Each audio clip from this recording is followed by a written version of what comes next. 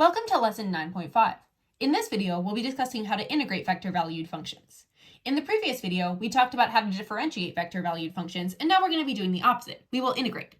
Now, we can perform both indefinite and definite integration with vector-valued functions. Remember that a vector-valued function is a function in the format like this, where we have an x component and a y component and a parameter t. So if r of t is equal to the vector defined by x of t, comma y of t, and big X of t and big Y of t are the antiderivatives of little x of t and little y of t respectively, then if we're taking the integral of that vector-valued function, which means integral of r of t dt, that's going to be equal to the integral of this x of t dt, comma the integral of the y of t dt. So we just take the integral of each of these portions. Now, if we were trying to integrate this, we would take the antiderivative of this, and we're going to represent the antiderivative as a big X of t, and then we would have to add some constant on the end. So the antiderivative of this little x of t dt would be big X of t plus a c. Notice that we've denoted this as c1, because we have to have a c2 as well. When we take the integral of this, the y of t dt, that's going to be big Y of t plus another constant, c2. And we just plug in those antiderivatives for where our components initially were. Let's try an example. Find g of t if g prime of t equals 3 minus 4t cubed, comma t squared over 8 minus t, and g of 0 equals 1, comma 2. So they've given us that initial condition, which is going to help us out a bit to find the c1 and the c2. All right, so if we're trying to find a plain g of t and we have g prime of t, the way to get g of t is to integrate g prime of t. So we would take the integral of g prime of t dt. That means that we're going to be taking the integral of this first x component, which is 3 minus 4t cubed dt, comma, and then we'll take the integral of the y component, t squared over 8 minus t dt. And notice that we've kept that in vector notation. Now I'm going to take the antiderivative of both of those. If I take the antiderivative of 3 minus 4t cubed dt, that's going to be 3t minus 4t to the fourth over 4 plus a c1, a constant. We don't know what that constant is yet, but we have to stick it on whenever we find an antiderivative. Then we find the antiderivative of t squared over 8 minus t. I'm going to say 1/8, and then we'll antidifferentiate this t squared, which is going to be a t cubed over 3. And then we subtract t squared over 2. So we have all of that in vector notation. Oops, and I almost forgot to put that second constant. We always have to add the plus c on the end when we're doing indefinite integration there. So we'll say all of this plus c2, some second constant. Now remember, this is g of t. If we're trying to find constant 1 and constant 2, we need to plug in g of 0 because that's going to help us find those values. And you'll see how in just a second. If we plug in g of 0, that means that this is going to be a 0 and this is going to be a 0, and we're just going to be left with c1 for our x component. So g of 0 would be c1, comma, and then think about what happens if we plug in a 0 for t over in the y component. We have 1/8 times 0 cubed over 3, which is just a 0, minus 0 squared over 2. So again, those two terms cancel, and we just have a c2. If g of 0 is equal to the vector c1, comma c2, and we also know that g of 0 is equal to the vector 1, comma 2, that means that c1 is going to be equal to 1 and c2 is going to be equal to 2. So now we can go back to this original thing that we had for g of t, and we'll plug in 1 for c1 and 2 for c2. I'm also going to simplify the 4t to the fourth over 4 into a plain t to the fourth. And that would be g of t. Now we can also perform definite integration with vector-valued functions.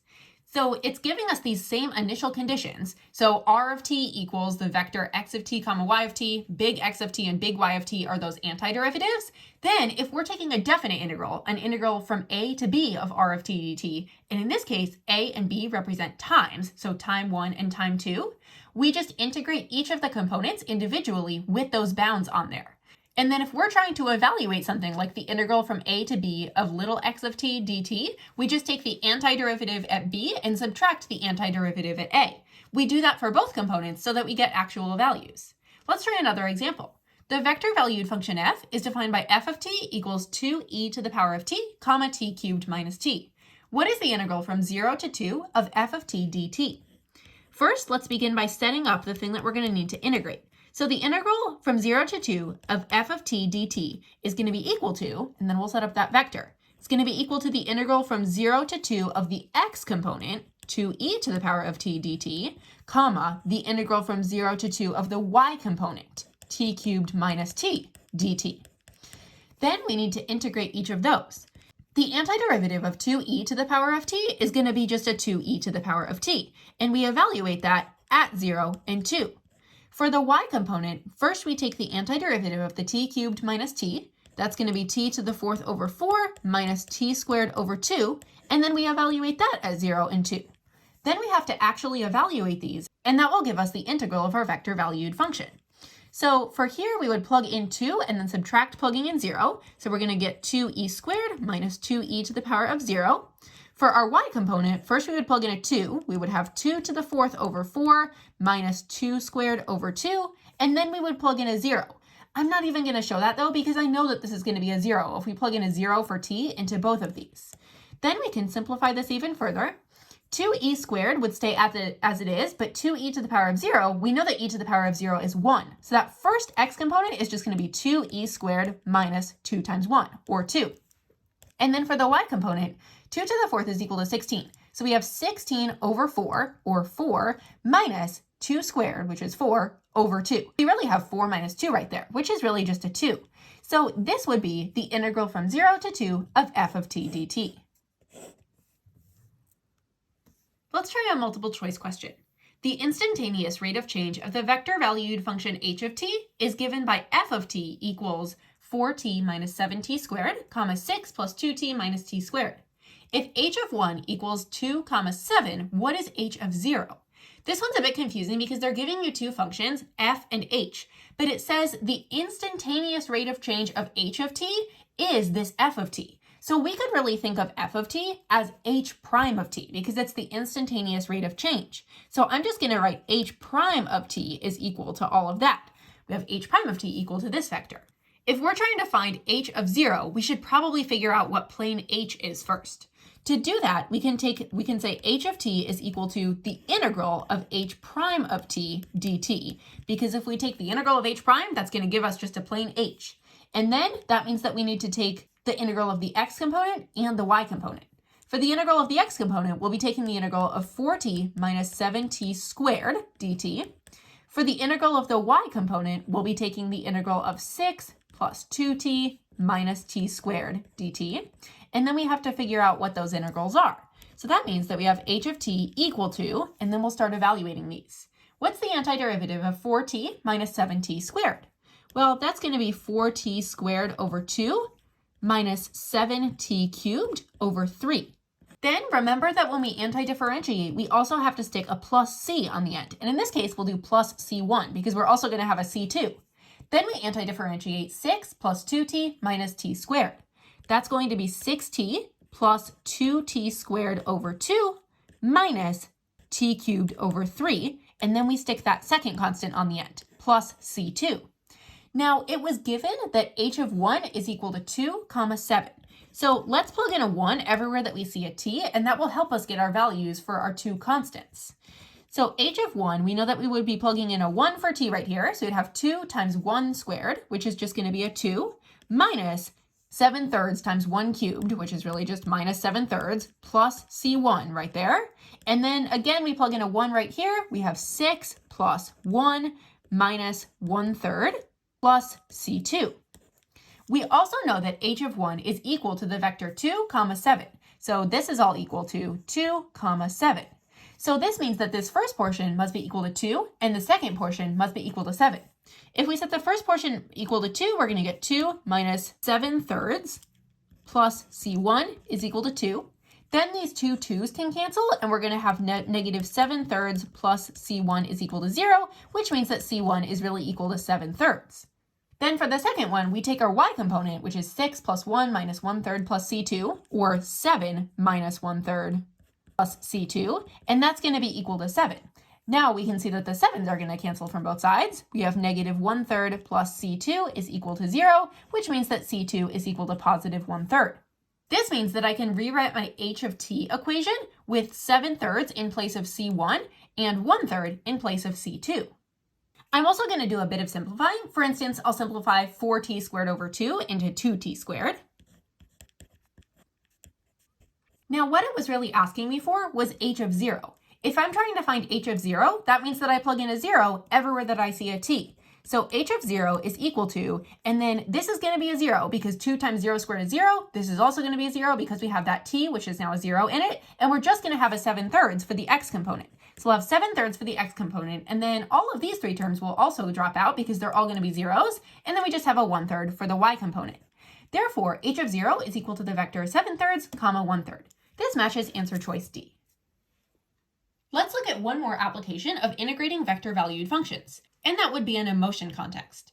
At time t is greater than or equal to 0, a particle moving along a curve in the xy plane has position x of t, y of t, and velocity vector sine of 1.75 t plus 3, comma, natural log of 0.6 t plus 2, all cubed. At t equals 2, the particle is at point 2, comma, negative 3. Part A asks us to find the x-coordinate of the particle at time t equals 3. Based on the fact that this is our velocity vector, we know that this portion, the sine of 1.75 t plus 3, that's going to be our x prime of t. And then this portion, this natural log thing, that's going to be our y prime of t. So if we are trying to find the x-coordinate of the position of the particle at time t equals 3, that means that we're looking for x of 3. Now we can use our start plus accumulation formula that we learned in lesson 8.3. I have a separate video where we cover this with regular functions instead of vector-valued functions if that's something that you want to review. If we're trying to find x of 3, we can take the starting point that they gave us, which was at t equals 2. This was our original point. So this was our original x value, that 2. We would say x of 2 plus, and then we take the integral from 2 to 3 of the derivative of x, which is our x prime of t. In this case, that's the sine of 1.75 t plus 3, and we just stick our dt on the end right there. Now we know that x of 2 is equal to positive 2. So we have 2 plus, and then we have to find this integral. Since this is a graphing calculator question, we can use the calculator to evaluate that. Hit math and then scroll down to number 9, or hit number 9 to integrate, and we'll have the integral from 2 to 3. Then I'll type in this sine equation, and we stick our dx on the end, and that is going to be 2.17226.